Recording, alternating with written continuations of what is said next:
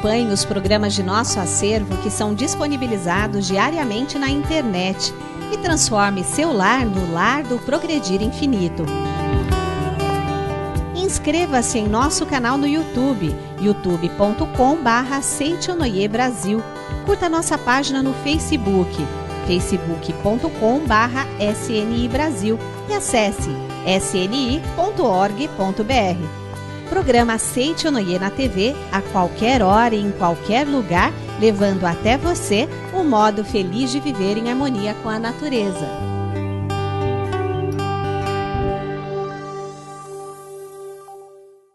Olá! Feliz dia! Um dia abençoado para você!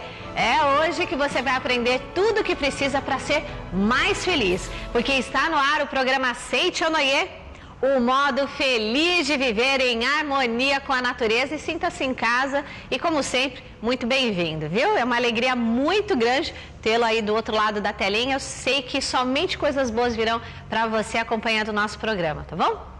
E hoje, o preletor Mário Gabriel França Silva fala sobre a influência dos antepassados no sucesso de seus descendentes. Antes de tudo, antes de você viver essa vida da forma que você deseja, a sua mente tem que vibrar na mesma sintonia. Seja você também o mantenedor do programa Seitonoi na TV. Acesse o site sni.org.br/SNITV ou pelos telefones 0800 770 2600 ou pelo 0 operadora 11 5074 4180 e transforme a sua vida e a de muitas pessoas através da sua doação. Muito obrigado.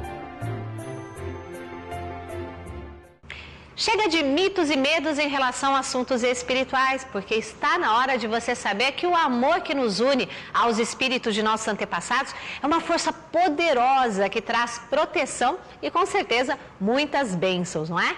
Por isso, vamos saber mais agora sobre a influência dos antepassados no sucesso de seus descendentes, na palestra do preletor Mário Gabriel França Silva. Para você.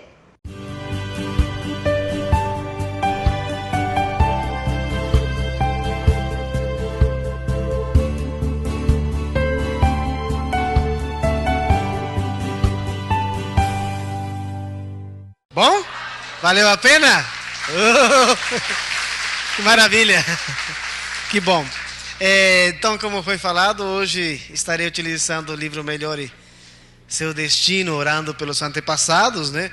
Um livro fantástico, né? Que fala sobre essa relação com o mundo espiritual, principalmente aí com o lado das nossas raízes. Porém, também nós temos este livro maravilhoso que é A Prosperidade em Suas Mãos, né, professor Yoshihiko Yasaka, que inclusive ele dá uma dica que dentro das formas, dentro dos itens aí que fazem parte da prosperidade do indivíduo, um deles é o relacionamento que o indivíduo tem com suas raízes, né? Que a pessoa tem com seus antepassados, né? Então muitas pessoas realmente procuram, todos nós, né? Procuramos o êxito, né? Em qualquer aspecto da nossa vida. Prosperidade é algo que todos querem, todos desejam. Se você pergunta quem quer prosperar, até aquelas pessoas que já são prósperas, elas sempre vão falar, não, bom, eu quero prosperar mais ainda, né? Mas o êxito aqui que vamos falar, não é somente o lado prosperidade, mas o êxito completo da nossa vida, né? O êxito completo. Mas talvez eu vou direcionar um pouquinho o lado mais aí de prosperidade, que não é a questão em si de ganhar, de ter ou não ter dinheiro, né? Mas principalmente aquela situação de você estar seguro de si mesmo, né? Uma certa vez eu fui fazer uma palestra de prosperidade e uma senhora levantou a mão, era uma palestra somente para senhoras. Ela levantou a mão e perguntou assim: olha, mas meu filho, olha, estou gostando, mas como é que eu vou prosperar se eu sou aposentada? Uma boa pergunta, né? Uma bela pergunta, como é que a senhora vai prosperar se aposentada, né? Aí percebemos, realmente, né, que as pessoas tendem a pensar na prosperidade, como estudamos anteriormente, com aquilo que ela tem. Nossa, se eu tenho, ou se a pessoa consegue se enxergar num futuro promissor, um futuro de êxito, de sucesso, aí ela pensa, poxa vida, então existe uma chance de eu poder prosperar, crescer e tal.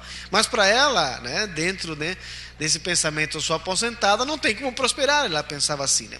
Mas a prosperidade, ou a provisão, o sucesso, êxito na vida da pessoa, na realidade, está na realidade na verdade ou na natureza humana de ser filho de Deus perfeito. Num outro estudo que realizamos aqui também, e expliquei que a prosperidade, sucesso, já está dentro da pessoa em si, né? Então não viemos no mundo para alcançar, em si para manifestar aquilo que já somos, aquilo que já temos. Muitos se esforçam em prosperar, claro, né? Muitos se esforçam em prosperar, até aconselhamos, olha, você quer prosperar, primeiro de tudo tem uma mente rica. Se você quer uma vida de sucesso, uma vida na realidade de paz, de tranquilidade, antes de tudo, antes de você viver essa vida da forma que você deseja, a sua mente tem que vibrar na mesma sintonia.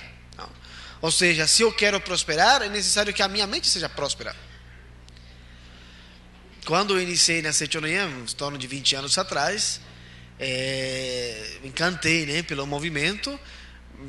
Nas palestras se falava muito sobre isso. Olha, uma das dicas, tira, né, apaga do pensamento o pensamento negativo, que você é uma pessoa pobre, que falta isso, que falta aquilo, e preenche os seus pensamentos com o pensamento de prosperidade, né? Falamos muito isso, né? Até damos o conselho, olha, repete várias vezes, sou próspero, sou rico, sou saudável, sou isso. Ou seja, palavras afirmativas, positivas, para gravar na sua mente, e naturalmente isso se concretiza.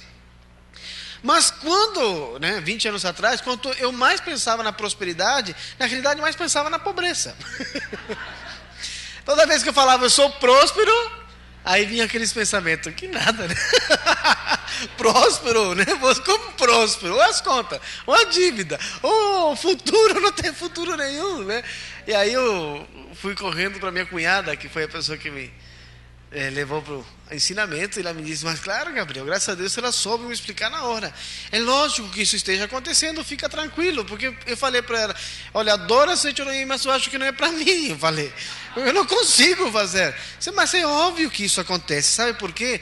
Por uma mente de hábito, ela falou, né?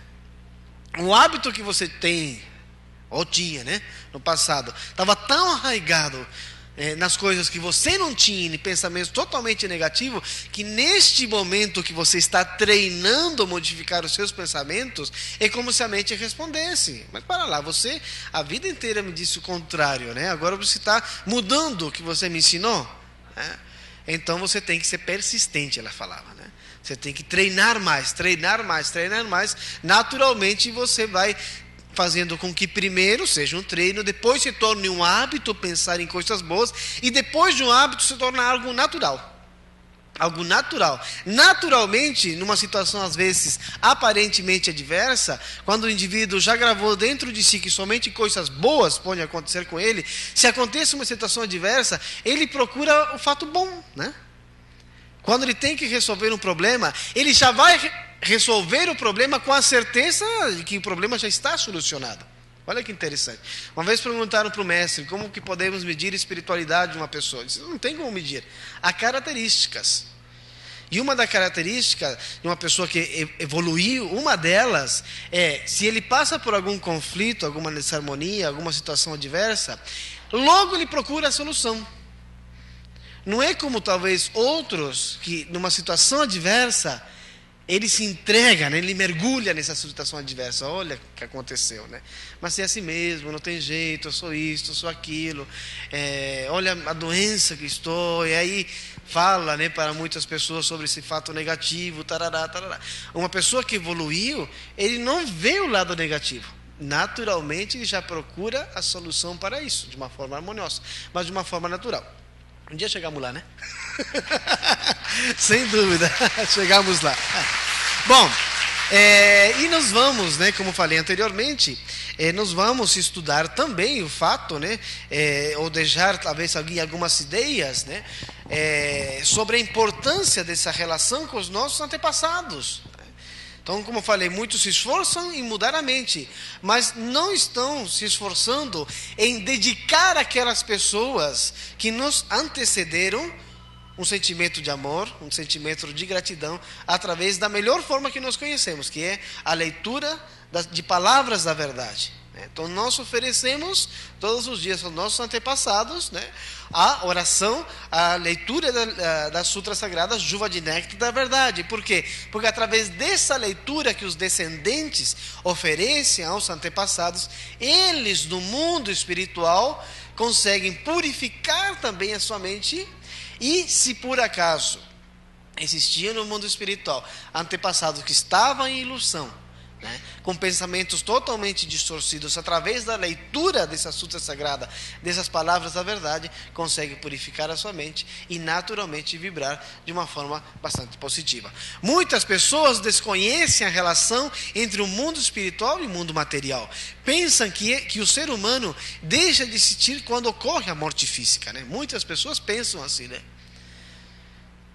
Eu já pensei assim, né? E, meu Deus do céu, dava um medo, né? Mas se acabar a vida, acabou o corpo carnal, acaba tudo, qual o objetivo então dessa vida? Pensava, né? E aí vem o ensinamento da Seichonoye dizendo, olha, na realidade, o que se desintegra não é a vida, mas sim o corpo carnal, essa vestimenta que a vida se utiliza para habitar neste mundo fenomênico, chega um momento que ele se desintegra. Porém, essa vida é eterna.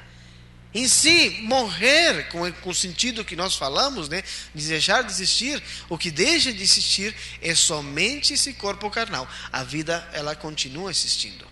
E esse ser humano que, em determinado momento, passa para o mundo espiritual, o mestre fala assim, olha, dependendo da pessoa, ele continua no mundo espiritual, inclusive sofrendo por coisas que são muito terrenas, como por exemplo a doença, vamos dizer assim. Muitos continuam no mundo espiritual sofrendo com dores físicas mesmo não tendo. Olha como é interessante, né? Como é interessante a mente, perceberam? Porque tudo isso ocorre porque esse indivíduo, esse agora espírito, né, que está desencarnado, ele continua pensando, eu sou assim, né? Ou eu faleci por determinado tipo de doença, né? E outras coisas mais ainda. Essa vibração, esse sentimento acaba sendo captado também por alguns descendentes, muitas vezes, né? Muitas vezes. E aí que ocorre a chamada influência, ou seja, a influência espiritual. Acaba essa vibração espiritual, um descendente sendo uma antena, muitas vezes pensando da mesma forma, tendo os mesmos conceitos, acaba sendo influenciado espiritualmente. Mas não é de forma alguma que existam antepassados que querem prejudicar os seus descendentes. Não é prejudicar. Muitas vezes até o mestre fala assim, na realidade, essa vibração espiritual é como se fosse um pedido de socorro, né, no mundo espiritual, para que os seus descendentes façam alguma coisa para poder auxiliá-los nesse crescimento, nesse desenvolvimento espiritual. Não há antepassado que esteja em ilusão, tá? Isso é um ponto importante na hora de orar pelos antepassados. Não podemos orar por eles pensando, olha, deve existir no mundo espiritual alguns que estão sofrendo, porque olha a minha situação como estou, né? Por isso que estou orando. Então não é uma oração para que os nossos antepassados no mundo espiritual alcancem a evolução espiritual e com isso eu seja feliz. Tem que ser uma oração totalmente desprovida de um desejo de retorno para si, né?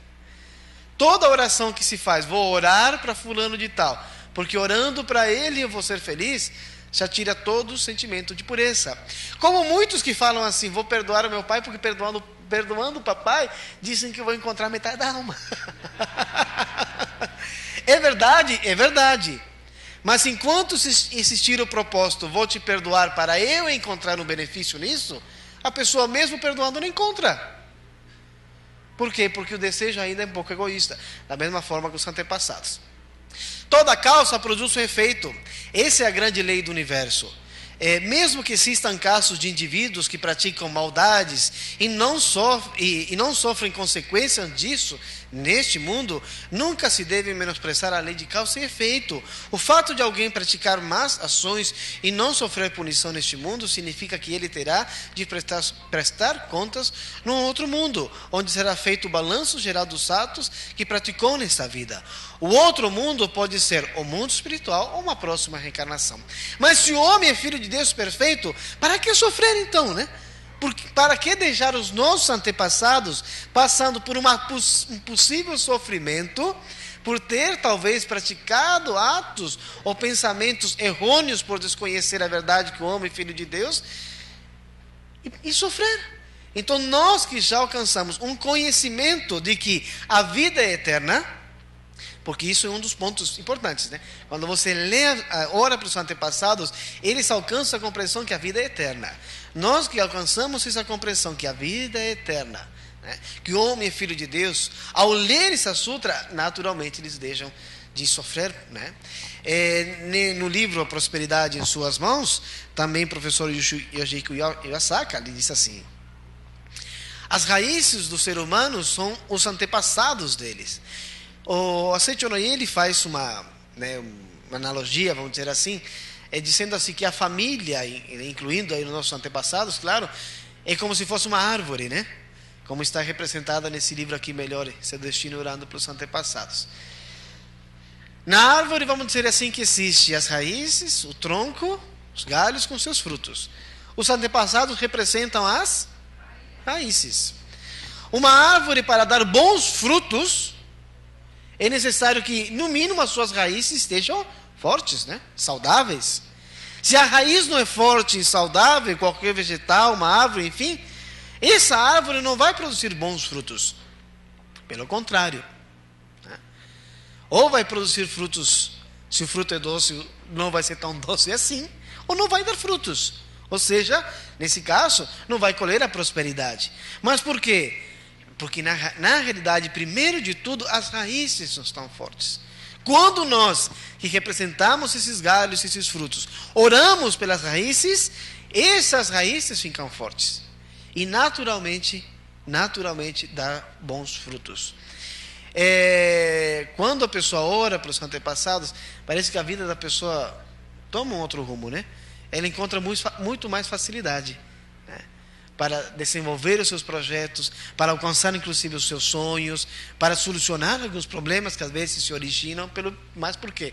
Pelo fato de orar novamente pelos antepassados. Para quem ora, desenvolve o sentimento de gratidão.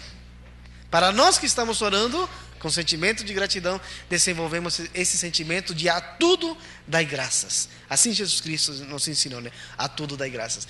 Né? Todo dia 2 de novembro nós temos as festividades Academia de Santa Fé, Academia de Santa Tecla. Convidado vocês também a participar desses grandes eventos. Muito obrigado, até uma próxima oportunidade. Muito obrigado.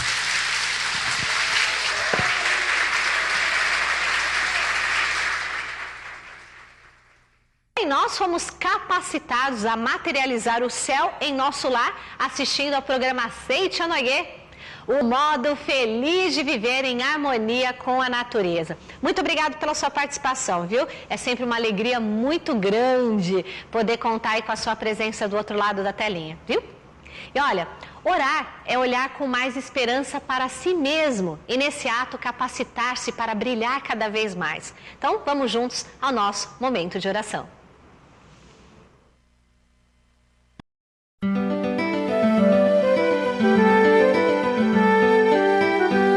Oração para receber a luz divina. Dentro de minha alma existe uma luz que jamais se extingue. É a luz que vem de Deus. Sei que mesmo nas horas da mais profunda treva, pessoa alguma perderá o rumo se prosseguir seu caminho guiado por essa luz. Ela é a luz do amor, a luz da sabedoria, a luz da vida.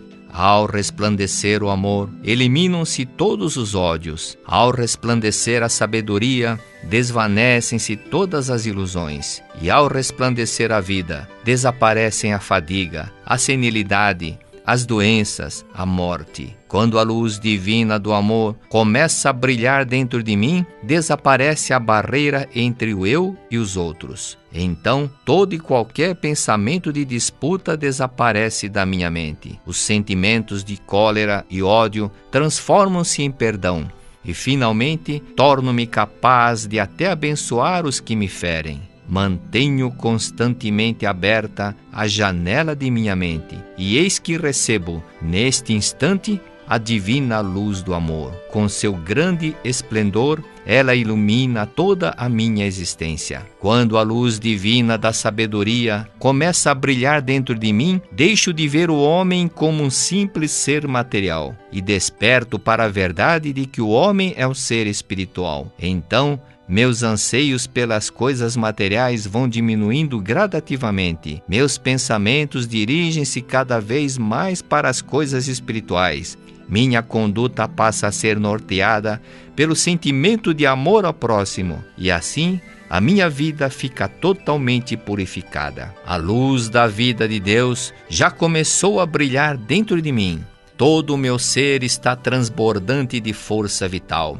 Estou livre da senilidade, das doenças, da fadiga e pronto para trabalhar com grande vigor em prol do bem-estar de toda a humanidade. É eterna a luz divina do amor, da sabedoria e da vida. Quanto mais a fazermos resplandecer e quanto mais a distribuímos entre nossos semelhantes, tanto mais aumenta o seu esplendor e a sua intensidade. Por isso, não sou parcimonioso em dar aos outros o meu amor, a minha sabedoria e a minha vida. O homem é filho de Deus, é espírito. Ao compreendermos isso, passamos a sentir que nós e os outros somos um. Tornamo-nos capazes de trabalhar para o bem-estar de todos, superando completamente as ideias discriminatórias e as parcialidades do nosso ego. Quando nos dedicamos de corpo e alma ao bem-estar de todos, crescemos e produzimos bons frutos, assim como o grão de trigo germina, cresce e dá boa colheita quando se entrega inteiramente ao solo. Já despertei para a verdade de que não sou um simples ser carnal. Eu sou um e ao mesmo tempo o todo. Sou o todo e ao mesmo tempo sou um. Dedicando-me inteiramente ao bem-estar de todos, sinto a alegria de estar manifestando plenamente a minha individualidade. E não sinto nisso a mínima incoerência.